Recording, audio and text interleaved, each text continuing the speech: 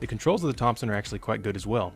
You use your right thumb to actuate the magazine release. You've got a 17-inch barrel that just looks like it goes on forever and ever. 20-round capacity in the magazine. It was designed around 1980 by Ronnie Barrett, who's an absolute genius in his own right, who basically took what was at the time. We have an optics mount here with a modern red dot now. When you saw this on the table, it had a Tech Force 96. Number 15, Barrett M82, $9,000. The Barrett M82 is a unique and dominant 50 caliber sniper rifle that has had a long and strange career in the military. Originally designed as an anti-material rifle, it has become a legend with some of the longest recorded kills to its name.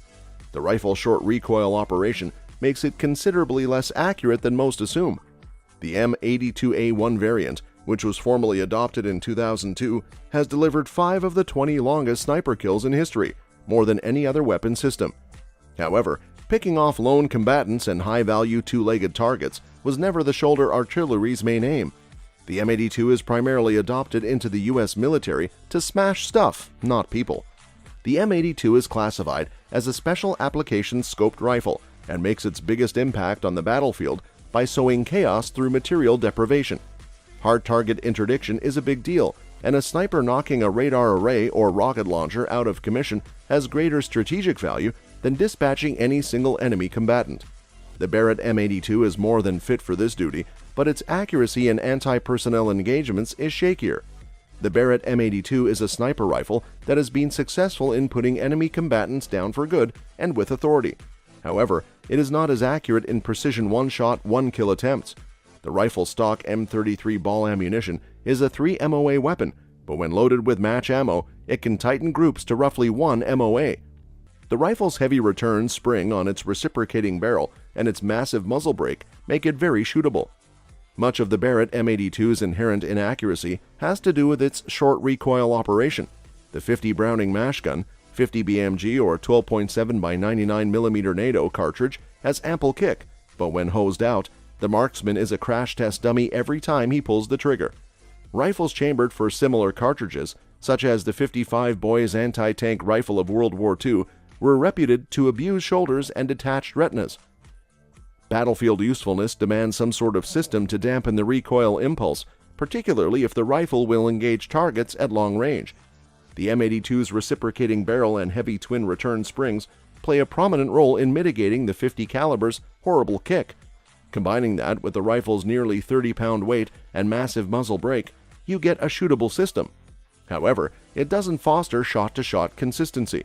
Despite these drawbacks, the same snipers who use the 50 cal rifle to knock out common equipment and lightly armored vehicles also successfully use them to cut down enemy combatants.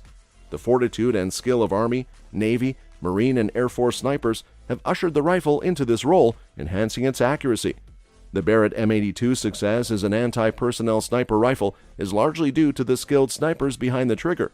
The rifle's performance is in the hands of a motivated sniper is what cements it among the greats. Number 14, Feather Industries AT-22, $700. In 1995, Feather Industries, a small firearms manufacturing company, closed its doors, leaving behind a collection of poorly constructed and shoddy guns. The AT-22, a compact rimfire rifle that can be disassembled for transportation, was designed to be more compact than the AR-7. The gun's design is similar to the M3 grease gun of World War II, with a simple direct blowback system and a large bolt and springs in the receiver. The barrel slots into the front of the receiver and a locking ring screws into place to prevent it from ejecting out the front. The wire stock is inconsistent and lumpy, and the interchangeable barrel system is unique for a design from this time period. The wire stock is uncomfortable and lacks support, while the catch system keeps the stock in place. The sights on the rifle are standard peep and post setups, but the rear and front sight are attached directly to the receiver. The fire controls are a complete afterthought, with no detent or markings to keep the gun in position. The trigger is mushy and not the best feature on the gun. The mag is made from stamped sheet metal and slotted in using the front of the trigger guard as a guide. The mag catch is designed to apply rearward pressure, but rarely does well, causing some wiggling. The bolt hold open system is a unique and innovative design that allows the charging handle to move laterally in the gun. This innovative design may have been intended to weaken the receiver and prevent burning gases from shooting into the face in case of an uncontained failure. The Feather Industries AT-22 is a relatively cheap, easy to clean and disassemble 22 LR rimfire rifle that has been around for a while. However, it has experienced frequent malfunctions, with the most common issue being a failure to eject, which could be due to a worn extractor or improperly seated barrel. The accuracy is poor, and the rounds only hit their target when sighted in. The AT-22's design is impressive, but the execution is questionable. Spotty welding on critical components and cheap construction, combined with cheaply produced fire controls, make it a potential target for those looking for a well-executed firearm. The original Feather Industries went out of business in 1995, but they were briefly revived in the early 2000s. The AT-22's design seems to be cursed by the firearms industry, with only a few new firearms chambered in 9mm and 45 ACP before drifting out of the public eye. Despite this, the AT-22 is an interesting object, showcasing the hopes and dreams of someone who has come crashing down. The Remington R51 is another example of a design that has faced financial and technical failures, showcasing the potential for innovation and innovation in the firearms industry. Number 13. Calico Liberty, $900. Guns are often considered sexy due to their phallic appearance and ability to fire 59mm bullets downrange without a single reload. The Calico Liberty 1 falls into the latter camp, with its aesthetic being 5 kinds of wrong. The gun features a 50-bullet helical mag, a busy hardware assembly, and a perforated metal slide for the stock. The Liberty 1's design is not coherent, as it is not designed by Rube Goldberg, but rather by a fully functional carbine capable of firing 59mm bullets downrange without a single reload. The Calico Liberty 1 is a 9mm pistol that offers convenience and lethality, but it also has some drawbacks. The mag's tension spring needs to be carefully disassembled to avoid losing internal parts. Calico recommends breaking in the rifle with Winchester white box ammo for optimal performance. The front and rear mag-mounted sight combo is inherently inaccurate, and the trigger pull is diabolical. The gun's secret identity as a full auto has found some favor with law enforcement in the Netherlands and France. The Liberty 1 lacks looks, ergonomics, materials quality, and price, making it an old-fashioned design with modern competition. However, Calico's drive, talent, and creativity make it an innovative and ergonomically flawless gun. The company is also developing more traditional firearms with a twist, which could be a promising development. Number 12. Thompson MSG, $20,000. The Thompson SMG is an iconic firearm that represents the era in which it was designed and first used. It was designed to be compact, accurate, and easy to clean and disassemble. The first version of the Thompson submash gun did not have a stock but could be fired while aiming down the sights. The ammunition was chosen to be the 45 ACP cartridge, which was already in the U.S. government's arsenal. The operating mechanism was the final link in the chain that made the gun ideal for the conditions in France and made it possible for the average soldier to use it. Instead of adapting one of Browning or Thompson's gas piston systems, Thompson showed his true genius by adapting the recently discovered Blish principle to make the first blowback-operated firearm. The Thompson SMG was the weapon of choice for gangsters during the 1920s and the Prohibition era, as it was easy to conceal and firepower it wielded was previously impossible to accomplish. The St. Valentine's Day Massacre near Chicago, which was used to gun down 5 rival mobsters, triggered the politics of the day and eventually led to the 1934 National Firearms Act, which kicked off the drive for gun control in the United States. The Thompson SMG is one of the lightest recoiling firearms, with no movement during sustained full auto fire. Its design was designed to be fired from the hip, making it feel big and bulky in the hands. The gun's controls are primitive, but reflect the beginnings of the fire control system that we still use today. The Thompson has a reciprocating bolt handle, a unique feature in its small form factor. Firing the Thompson SMG was one of the most memorable experiences of my life, as it was a beautiful, aesthetically and magical piece of art. Number 11. Street Sweeper, $1,200. The Street Sweeper is a 1980 shotgun designed by Hilton R. Walker, offering a high-capacity 12-gauge shotgun without the length associated with a traditional mag tube. The original design, called the Striker, relied on an oversized non-detachable aluminum drum mag rotating upon each trigger pull. However, the Striker had design flaws, such as slow and cumbersome loading and unloading of the drum mag. The Striker was not technically a semi-auto shotgun, but was still regulated like a semi-auto shotgun in South Africa, making it less accessible for the civilian market. The Street Sweeper OG A slightly improved version ditched the wind-up mechanism on the front of the drum mag in favor of a strange cocking mechanism built into the gun's foregrip. While Walker's design never caught on in a large-scale sense, it did see some limited adoption by the South African Defense Force, Israeli police, and the Communist Vietnamese military. The Street Sweeper is a copy produced by Cobra and SWD, American manufacturers responsible for various A380 variants of the MAC-10 and MAC-11. It was produced with an 18-inch barrel to comply with American classifications for NFA-dictated short-barreled shotguns and became a target of the Brady campaign. After evaluation by Treasury Secretary Lloyd Benson, the shotguns were found to have no sporting value and reclassified as destructive devices. The Street Sweeper uses the wind-up drum mechanism from the original Striker design, which can be challenging to get used to. Loading each round individually through the back of the drum and using the wind-up lever to rotate the drum to the next open slot takes time. The trigger has a two-stage feeling, causing an increasingly sluggish and heavier trigger pull, possibly due to spring tension issues. Unloading the shot shells involves manually opening the metal flip cap on the rear of the drum and using the spring-loaded ejection rod to pop each one out. Number 10. TNW M2HB $9,000. The TNW Aero Survival Rifle is a short-distance, low-recoil deer killer that can be used for self-defense. The rifle features two ejection ports for right or left-handed ejection, and the mag release is located on the left side of the mag well. The safety is a simple cross-bolt design set to Western standards, with push left for fire and right for safety. The TNW Aero is very packable, with no sights included. It is capable of converting to .22 LR, making it an economical choice for self-defense or hunting chambered in expensive calibers like .357 Sig or 10mm. Field stripping the Aero is straightforward, but it is important to note that the Remington Model 597 30-round mags are tight-fitting and require sandpaper and polishing.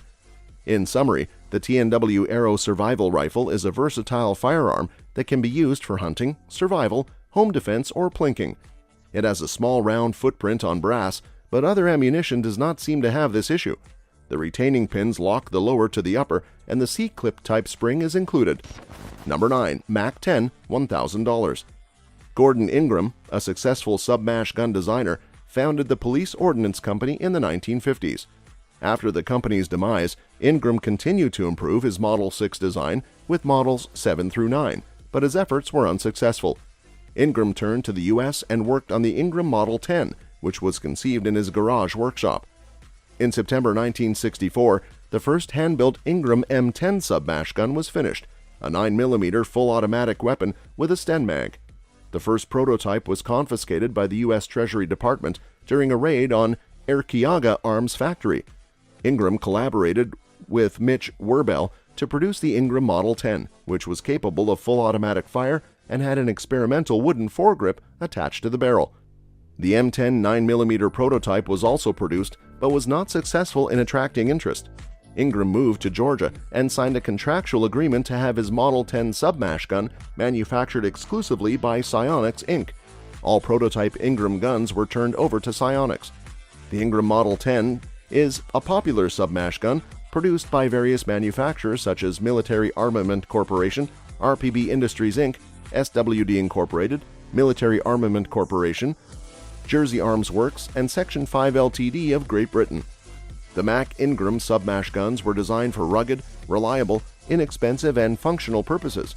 The Police Model 10 was a short-lived program with only a few police guns produced. The serial numbering system of the Military Armament Corporation was designed to identify the model, caliber, and approximate date of manufacture. The M10LR, a submash gun, was introduced to make the M10 legal for export sales, but no threads were machined onto the barrels of submash guns destined for export.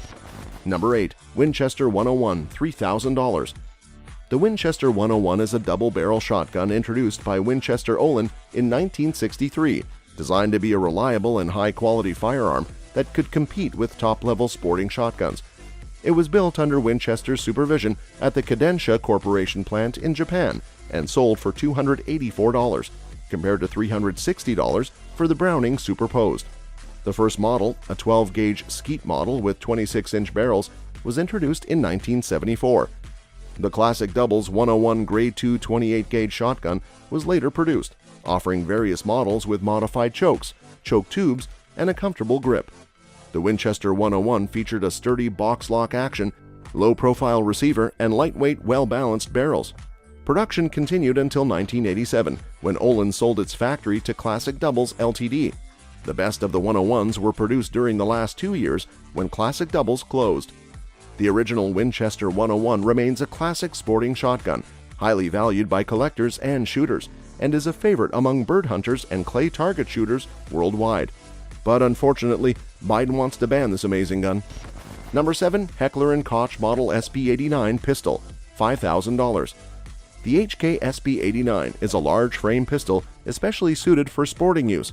Its inherent accuracy makes it an excellent choice for target shooting and small game hunting. This low recoil pistol uses the proven delayed roller-locked bolt system common to many HK firearms. Simple, reliable, and accurate, the SP89 mounted with a Pulse Beam Model 100 laser sight is the ideal home security arm. Number 6. Iwi Uzi Pro, $1,200. Pistols based on rifles or sub-mash guns are a niche market for collectors seeking compact, lightweight options without the paperwork of an SBR. The Iwi Uzi Pro UPP 9S pistol is a blowback-operated semi-auto handgun, chambered for 9x19mm Luger Parabellum, featuring a manual safety, automatic grip safety, and switchable mag release. The pistol weighs 3.66 pounds and weighs approximately 4.2 pounds when loaded. The pistol comes in a disposable cardboard box with a 20-round and 25-round mag, chamber flag, cleaning kit, manual, and lock. The Uzi Pro UPP 9S is massive, with a long, squishy trigger that requires additional hand strength. The grip safety has substantial spring and rough, semi-sharp ridges, making it uncomfortable to support the Uzi Pro on the web between your thumb and index finger. Number 5. Sega 12, $1,000. Firearms can be classified into work guns, fun guns, and curiosities. The Sega 12 falls into the curiosity category, as it was deemed too expensive for its purpose. The gun's mag feeding system and semi-auto operation are impressive, but the gas system is not as reliable as a standard AK-47. The Sega 12 is an okay shotgun with rough edges, rough trigger, and gritty trigger pull. It comes with small iron sights, making it difficult to hit targets closer than 25 yards. The bolt doesn't lock to the rear when the mag is empty, making reloading difficult. The bolt hold open catch at the back of the receiver is also terrible, causing the bolt to slip out in a stage. The gun isn't good for its original purpose of being a slick semi-auto for 3-gun shooting. It is too expensive for someone just starting out, and the learning curve is too steep. The gun's mag is approximately 6 miles long, and it doesn't fit in any mag pouches or pants pockets. Number 4. Olympic Arms AR-15 Pistol, $700. Olympic Arms has been in the business of manufacturing AR-15s for over 30 years. They are one of the most experienced and respected companies in the industry. Their guns are known for their quality and reliability. In addition, Olympic Arms offers a lifetime warranty on all of their products. This means that if you ever have any problems with your gun, they will fix it for free. One thing that sets Olympic Arms apart from other brands is their commitment to customer service. They offer a toll-free number that you can call if you have any questions or concerns about your purchase. They also have a team of experts who can help you choose the right gun for your needs. One of the things that makes Olympic Arms AR-15s so good is the fact that they use high-quality materials.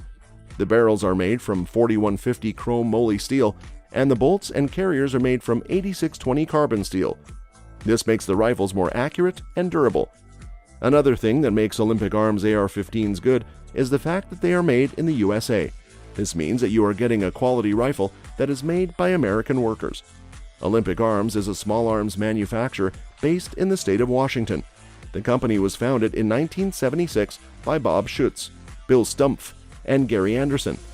Olympic Arms specializes in the manufacturing of AR-15 and M16 rifles. Olympic Arms is currently owned by John Sullivan, who purchased the company from its previous owner, Mark Wittishek, in 2013. Under Sullivan's ownership, Olympic Arms has continued to produce AR-15 rifles for both civilian and military customers. Number 3. Bushmaster XM15, $800. The Bushmaster AR-15 has been a popular choice for law enforcement and civilians for decades. However, the company has recently introduced the XM15 Quick Response Carbine, a budget AR that is one of the lowest priced in their lineup and is considered one of the better budget ARs. The XM15 QRC model features a flat top with a receiver-length Picatinny rail and no front sight. Instead, it includes a Chinese-made miniature red dot optic, which functions well and has no issues with battery life. The field of view is small, has a bluish tint to the image, and has no night vision capability. The 16-inch barrel length and 1 to 8-inch twist are made of melanite-coated 4150 chrome moly steel with an A2 bird cage type flash hider. The thin barrel profile and traditional handguard gas tube setup affect accuracy. The supplied red dot optic ensures that groups at 100 yards never get below 4 inches, but it is not ideal at 100 yards or farther. The XM15 comes bore-sighted and can shoot center for elevation and 2 inches right at 25 yards with the first round fired. In conclusion, the XM15 QRC is a fine AR for the money, being lightweight at 5 pounds, easy to shoot, and easy to carry. The fact that it comes with a workable red dot optic is just gravy. Number 2. Rock River Arms LAR 47, $1,000. The LAR 47X1 is a mid to high-end AR-type rifle that combines the AR and AK platforms. It is a direct impingement AR-type rifle chambered in 7.62x39 and uses Rock River Arms LAR 47 mags. The rifle features a Rock River Arms 2-stage trigger, a free-floating RRA TRO XL handguard rail, a full-length Milstead 1913 Picatinny rail, a 10-inch twist, stainless steel 18-inch fluted heavy barrel, a chrome bolt carrier group, and a Rock River Arms branded Hogue pistol grip.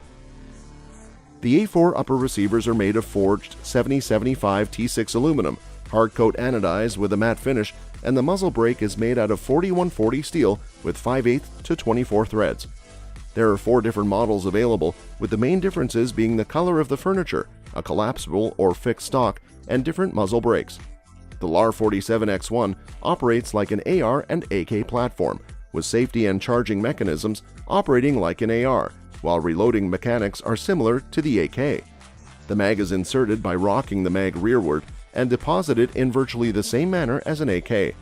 The rifle is an absolute joy to shoot 7.62x39 thanks to its heavy barrel, DI gas system, 2-stage trigger, long free-floated forend, and muzzle brake. It is possible to swap out the stock charging handle with a BCM charging handle or any other standard AR aftermarket charging handle of your choice.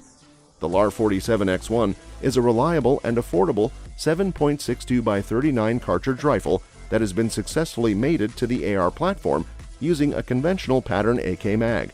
It offers greater control, accuracy, ergonomics, and modularity than any AK platform. The warranty covers the repair or replacement of any part over the user's lifetime, except for normal wear of protective finishes and metal or plastic parts. Number 1. Beretta CX4 Storm, $800. The Beretta CX4 Storm is a lightweight, accurate, and reliable blowback-operated carbine designed for the law enforcement market. It is fed via Uzi-style pistol mags, making it easy to insert mags even in complete darkness. The CX4 is not fully ambidextrous, but most controls are reversible, allowing for easy transitions between pistols and the CX4. It features a manual safety, bolt travel stop safety, firing pin block safety, and hammer block drop safety. The CX4 is equipped with safety features such as a loaded chamber indicator on the ejector. However, the plastic factory trigger is a low point as Beretta prefers heavy triggers for tactical rifles and carbines. The trigger pull is long and creepier than the Silver Pigeon 3 shotgun, and the overall trigger weight is in the bowling ball range, which is unacceptable. The trigger can be removed for a smoother trigger, but it is not a significant issue. The CX4 is compatible with 2 versions, one for the PX4 and the other for the 90 series of pistols. The 20 and 30 round mags come from the factory with extremely heavy springs, but the mag springs lightened up over time. The disassembly process is relatively simple, with a single metal reinforced polymer non-captured latch holding the upper and lower receivers together. The CX4's accuracy is a high point, with averaging roughly 2 to 3 inches at 50 yards. The trigger group is the limiting factor to achieving peak accuracy, but after installing the Sierra Papa modifications, accuracy improved. Accessories are also available for the CX4. Despite these options, the Beretta offers a professional, bet-your-life-on-it patrol carbine at a competitive price. After solving the trigger issue, the carbine has become a favorite among many, leading to high praise from friends who have shot it. But Biden wants to ban this gun. That's all for this video, folks. We'll see you next time.